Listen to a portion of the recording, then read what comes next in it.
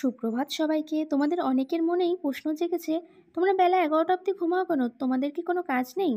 আজকের পুরো ভ্লগটা দেখলেই তোমরা সবটা বুঝতে পারবে। সবসময় যে বেলা 11টা অবধি ঘুমাই তা কিন্তু একেবারেই নয়। বাড়িতে অসুস্থ পেশেন্ট থাকলে একটু অনিয়ম তো হবেই। আর আমার মা বিয়ের পর থেকেই বাবাকে ভোর 5টার সময় রান্না করে দিত বাবা যখন কাজে যেত। এখনও সেই অভ্যাসটা ছাড়তে পারেনি, ভোরবেলা উঠেই রান্না করে। মায়ের কিন্তু 12 বছর ধরে সুগার, প্রেশার, কোলেস্ট্রল সব কিছুই রয়েছে। রাতের পর রাত মা ঘুমাতে পারে না, মায়ের ঘুম আসে না, প্রেশার যেহেতু বেশি। তার জন্য একটু বেলায় রান্না করে আবার একটু শুয়ে পড়ে। কাজ তো বেলা করে করলেও হবে, এমন কিছু 3জন মানুষের কাজ তো আর খুব বেশি নয়, তাই জন্য বেলা করে একটু উঠি। গুড মর্নিং, কেমন আছো সবাই? আশা করছি সবাই ভালো আছো। আমরা আজকে সকাল সকাল হেভি সার্ভিস দিয়েছি। সকালবেলায় ভোরবেলা উঠে মা রান্না করে নিয়েছে, আমরা উঠে পড়েছি। তাড়াতাড়ি উঠে খাওয়া দাওয়া সেরে নিয়েছি, কারণ যেহেতু কালকে উপোস ছিল। ঠিক আছে, এবার 3 মূর্তি বেরিয়েছি মাছ আনতে, বুঝেছো? বাজারে যাচ্ছি। আর বাবাকে নিয়েছি, কেন বাবাকে নিতাম না। আর বাবাকে এখন বাড়িতে রাখাও যাবে না, তার মধ্যে বাবা চুল কাটতে যাবে আজকে। চুল কাটতে হবে বলে তার জন্য সঙ্গে করে নিয়ে যাচ্ছি। আর আমরা মাছ আনতে যাবো, আমি আর মাকে নিয়েছি সঙ্গে। মা পছন্দ করে মাছ নেবে, তাই জন্য। তা বেলায় এসে মার শরীরটা আর ভালো লাগবে না, তাই জন্য মা সকাল সকাল রান্না করে নিয়েছে। আর কালকে যেহেতু উপোস ছিল, তাই জন্য আজকে সকাল সকাল খেয়েও নিয়েছে আমরা। ঠিক আছে, এই হলো আজকে সকালের গল্প। এখন দেখো টুনাটুনি দুজনে আসছে, কত দূরে দেখো। আর আমি আগে আগে, চলো বাজারে দেখাচ্ছি কি নিয়ে। রোদ দেখে ভেবো না, কিন্তু এখন বেশি বাজে না, মাত্র 8টা বাজে। ঠিক আছে, এই টাইমে না গেলে মাছের বাজারে মাছ ভালো পাওয়া যায় না, ওর জন্য সকাল সকাল বেরিয়ে পড়েছি। তার মানে কত ভোরবেলা উঠেছি আমরা, বুঝতে পারছো? 8টার সময় খেয়ে দিয়ে কমপ্লিট করে বেরিয়েও পড়েছি। অন্য সময় ঘুমিয়েই থাকি, কটায় উঠি কোনো ঠিক নেই। মা আজকে হেভি সার্ভিস দিয়েছে, বলছি। মা তুমি আজকে হেভি সার্ভিস দিয়েছো বলো। রান্না বান্না করে মা আবার সেজে গুজে বেরিয়েও পড়েছে। হ্যাঁ, অন্যদিন হলে মানে কি যে বিরক্ত, আজকেও বিরক্ত হচ্ছিল। ধর আমি যাবো না এসব বলছে, তারপরে আবার রেডি হয়ে নিল। গাফিলতি করলেই যত মানে আলস্য করলেই আলস্য, আলস্য না করে বেরিয়ে পড়লে কিন্তু বেরোনো হয়, কিন্তু আলস্য করেই আমরা বেরোতে পারি না। এখন দেখো বাবা হাঁটছে, মনে হচ্ছে না পা গুনে গুনে হাঁটছে। কিন্তু এটাই ভাবলে অবাক লাগে, তোমরা অনেকেই জানো না যে আগে এই বাবাই সময়ের সাথে, টাইমের সাথে দৌড়েছে। আর এখান থেকে আমাদের বাড়ি থেকে ক্যান্টনমেন্ট, বাবা আগে ক্যান্টনমেন্ট স্টেশন হেঁটে যাতায়াত করেছে। আমরা যেটা এখন টোটো ছাড়া একদমই হাঁটি, মানে যাই না, হেঁটে যাই না। এটা বুঝতে পারছো মানুষটা একসময় কীরকম ছিল আর এখন কীরকম হয়ে গেছে। ওই জন্যই না খারাপ লাগে, জানো তো। একটা সুস্থ স্বাভাবিক মানুষ হঠাৎ যদি এরকম হয়ে যায়, বিশ্বাস করতে মানে অবাক লাগে যে এই মানুষটা এরকম হয়ে গেছে। কি করা যাবে?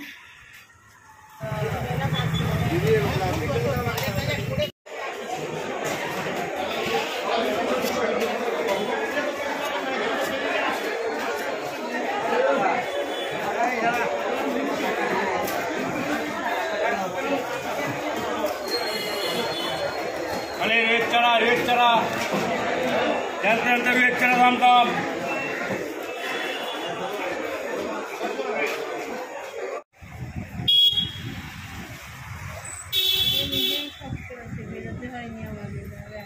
দুই মহারানী দেখো বসে রয়েছে, হাওয়া খাচ্ছে, লেজগুলো টুংটুং টুংটুং করে নড়ছে। ভালো হাওয়া দিচ্ছে। এই সবে বাড়ি ঢুকলাম, অনেকটা কষ্ট হয়ে গেছে, এত ভারী পড়েছি, হাত দেখো লাল হয়ে গেছে। এবার আমি যাবো মাছটা ধুয়ে নিই, এখন রেস্ট, তারপরে আবার অন্য কিছু। এখন মাছ ধুতে যাবো, চলো তোমাদেরকে নিয়ে যাবো, চলো মাছ ধুতে। চলো, আমি একা একা কেন করবো, চলো। আজকে মাছ সেরকম দেখলাম না বাজারে, জানি না আজকে বুধবার বলে তার জন্য কিনা। আর এই দেখো কতগুলো তারা মাছ নিয়ে এসেছে, 1 কিলো চারা মাছ নিয়ে চলে এসেছে। জ্যান্ত জ্যান্ত চারা মাছটাই খুব ভালো পেলাম, তাই জন্য 1 কিলো নিয়ে নিয়েছি। চারা মাছ রোজ রোজ আনতে যাওয়া ঝামেলা, খুব সকালে না গেলে না চারা মাছ পাওয়া যায় না। আজকে একটু সকাল সকালে গেছি বলে দেখো খুব সুন্দর একদম টাটকা চারা মাছটা পেয়েছি। আর এটা নাকি টেস্টটা খুব ভালো এই পুকুরের। অন্য দিনেরটা তো ভালোই হয়, এবার আজকের মাছটা টেস্ট না করলে বোঝা যাবে না ভালো কি খারাপ। বলো, খেয়ে তবে তো আমি বুঝবো ভালো খারাপ, তখন বলবো তোমাদের, ঠিক আছে, টেস্ট আছে কিনা। যাই হোক, দেখে তো ভালোই মনে হচ্ছে। আঁশ একটু একটু রয়ে গেছে, দেখো সাইডে সাইডে, এগুলোকে ভালো করে ছাড়িয়ে নিতে হবে। ভালো করে ছাড়িয়ে ধুয়ে নিই, একটু সময় লাগবে। মাছ ধোয়া হয়ে গেছে, এবার বেসিং টেসিং মেজে এবার বাসন মেজে নিই কটা। রোজ তোমরা দেখতেই পাও মাই বাসন টাসন সব কিছু রান্নাঘরের কাজ মাই করে, কিন্তু যেহেতু আজকে রোদ থেকে এসছে মায়েরা শরীরটা ভালো লাগছে না। যেহেতু একদম এখন বেরোয় না না, ঘরের মধ্যে থেকে থেকেই অভ্যাসটা খুব অন্যরকম হয়ে যাচ্ছে মায়ের, বেরোনোর আর ইচ্ছাটা চলে যাচ্ছে। তার জন্য বুঝতে পারছি তার কষ্ট হচ্ছে বলে আমি বললাম যে আমি বাসন কটা মেজে দিই।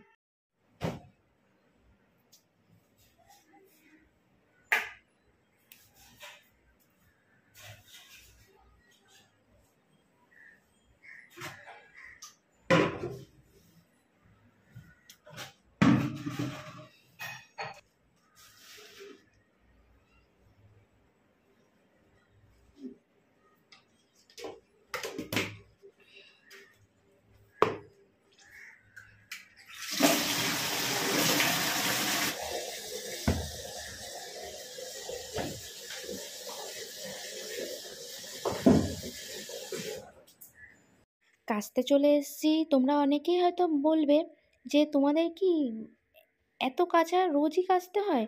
কিন্তু বলো, বাজার থেকে এলে এগুলো তো কাচতেই হয়। বাবা চুল কেটে এসছে, আমরা বাজার থেকে মাছ বাজারে ঘুরে আসলাম।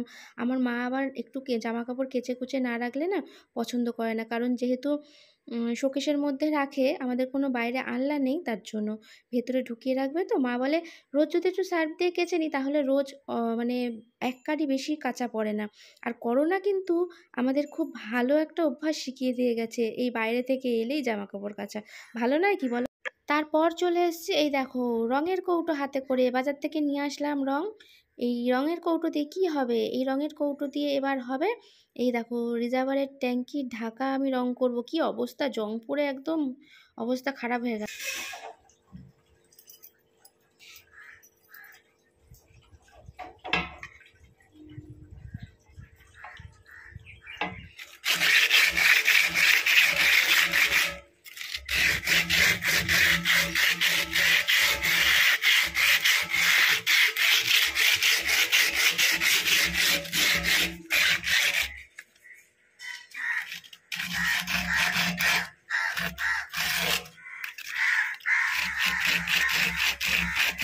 জলের ট্যাঙ্কির ঢাকাটা ভালো করে লোহা ঘষানো শিরিষ পেপার দিয়ে ঘষে নিচ্ছি। এর ওপরে যা জং রয়েছে, তারপরে বৃষ্টির জল পড়ে র্যাশ জমেছে, তারপরে রঙের যে চকলাগুলো আছে সবই ভালো করে পরিষ্কার করে নিচ্ছি, আর সাইডগুলো ন্যাকড়া দিয়ে ভালো করে ধুলোগুলো ঝেড়ে নিচ্ছি। আর এই রঙের তুলিটা নিয়েছি দেখো, এই দিয়ে ধুলোগুলো ঝেড়ে নিচ্ছি যাতে রং করার সময় না এই ধুলোগুলো উড়ে গিয়ে পড়ে। আর কেমন রং করছি বলো তো? এই ভালো হচ্ছে তো? জানি না কেমন হচ্ছে, যা হোক ঘরের কাজ করতেই হবে এখন, মিস্ত্রি আনলে অনেক খরচা। আর আমাদের বাড়িতে যে জানলা দরজা, এই যে সামনে যে কলেপসিবলের গেট দেখছো, সবই কিন্তু আমারই করা। মিস্ত্রিটা কেমন? আর এই ঠাটা পোড়া রোদে আমি পুড়ে শেষ, কিন্তু তা হলো জলের ট্যাঙ্কির রং তো ভালো হবে, আর রোদে বলে রং করলে নাকি বেশি ভালো হয়। গুড ইভিনিং সবাইকে। ছাদে চলে এসেছি একটু বাবাকে নিয়ে হাঁটানোর জন্য। এই দেখো আকাশের কি সুন্দর চাঁদ উঠেছে আবার। আর চলে এসেছি এখন সন্ধেবেলার টিফিন নিয়ে। বাবা ওইদিকে সন্ধে দিয়ে চলে এসছে। আর আমাদের টিফিনে আজকে কী রয়েছে বলো তো? ছোলা সিদ্ধ, ঝুরি ভাজা, বাদাম ভাজা আর মুড়ি। দেখছো আমার মুড়ির পরিমাণ কম থাকে, আর সাইডে যেগুলো থাকে মানে মুড়িটা যে যা দিয়ে খাবো আর কি, যে বাদাম, পেঁয়াজ, যা যা এগুলো একটু বেশি থাকে, কারণ আমি মুড়ির থেকে বেশি এগুলো খেতে পছন্দ করি। এগুলো থাকে বলেই কিন্তু আমি মুড়িটা খেতে এসেছি, না হলে একদমই আমি মুড়ি অতটা পছন্দ করি না। আর এইদিকে মুড়ি খাওয়ার পরে আমার মায়ের তো যেন চায়ের নেশা, চা করতে চলে এসেছি মা চা খাবে বলে। তারপর রাতের রান্না শুরু করে দিলাম।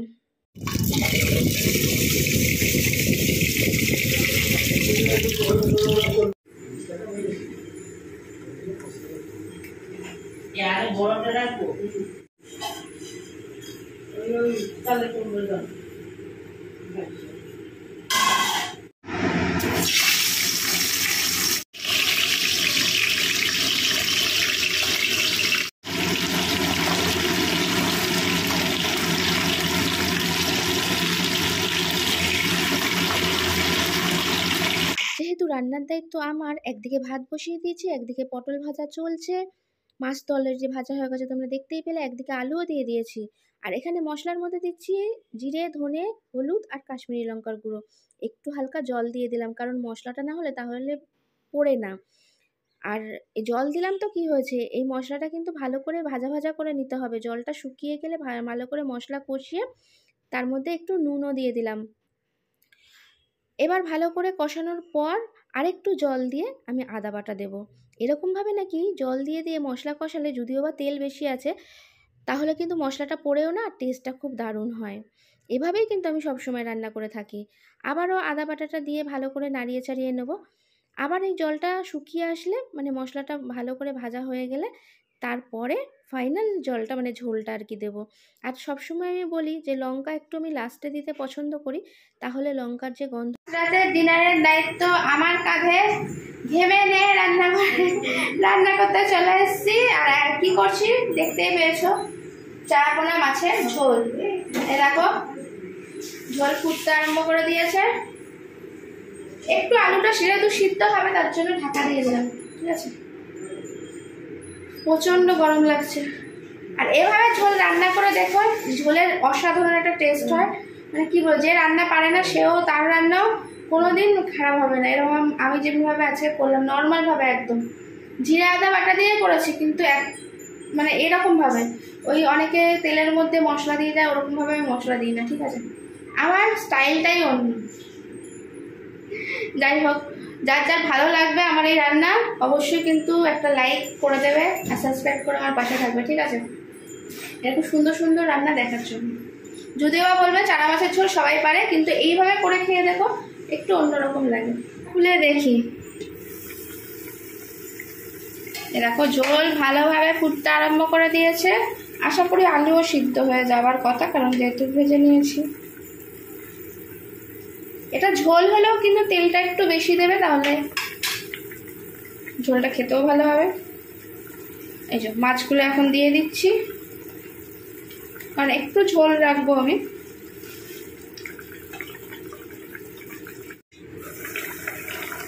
দেখো মাছ দিয়েও কিছুক্ষণ ফুটেছে, ঝোলের কালারটাই আলাদা হয়ে গেছে।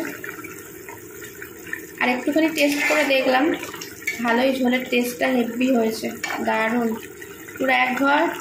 এই দিয়েই ভাত মাখলে খাওয়া যাবে।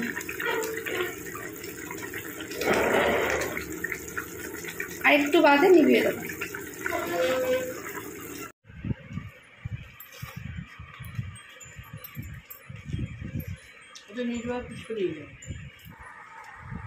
ভেন্ডি খেতে কার ভালো লাগে?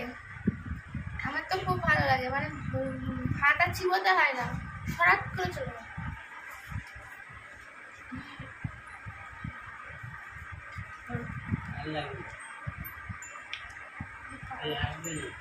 মুখ ঠান্ডা হয়ে গেছে। আর এই যে মাছের ঝোল, দেখো খেয়ে নে, তারপর দেবে, শুনি না।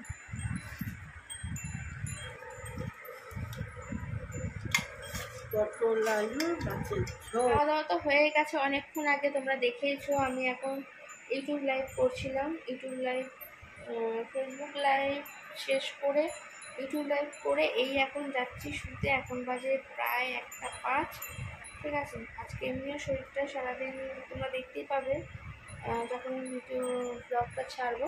আজকে সারাদিন একটু ধকল বেশি গেছে রোদের মধ্যে, তার মধ্যে ঘোরাঘুরি হয়েছে, তারপরে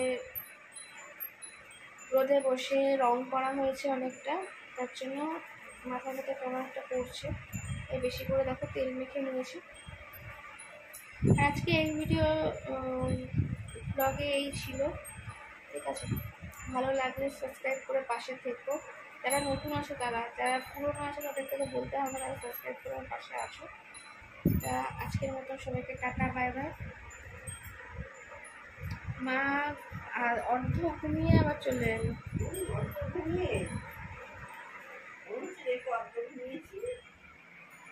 কি করছে? সবাইকে গুড নাইট, টাটা। সবাই ভালো থেকো, সুস্থ থেকো, সাবধানে থেকো। ওর মা ওখান দিয়ে হাত না দেবো, দেখা যাচ্ছে। Tata, bye bye. আবার দেখা হচ্ছে নতুন একটা ভিডিওর সাথে। ততক্ষণের মতন টাটা, বাই বাই।